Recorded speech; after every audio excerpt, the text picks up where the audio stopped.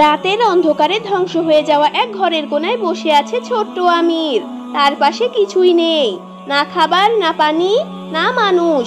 সে দুই হাত তুলে আকাশের দিকে তাকিয়ে বলল, ইয়া আল্লাহ, সবাই চলে গেছে, মা নেই, বাবা নেই, ভাইটাও হারিয়ে গেছে, তুমি ছাড়া আর কেউ নেই আমার। আমি কেবল তোমাকেই বলি, আমার পাশে থেকো।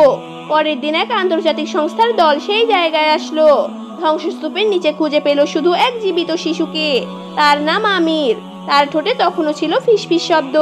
ইয়া আল্লাহ, তুমি তো শোনো, তুমি তো আছো। একজন ছোট শিশু যখন সব হারিয়ে ফেলে, তখন সে শুধু আল্লাহকেই ডাকে, আর আল্লাহ তাকে ফেলে দেন না। আল্লাহ তাআলা বলেন, আমাকে আহ্বান করো, আমি তোমাদের প্রতি সাড়া দেব। সূরা গাফির আয়াত নং 60। এই গল্পটি আমাদের শেখায়, আল্লাহর দরজা কখনো বন্ধ হয় না, যদি আপনি অন্তর থেকে ডাকেন।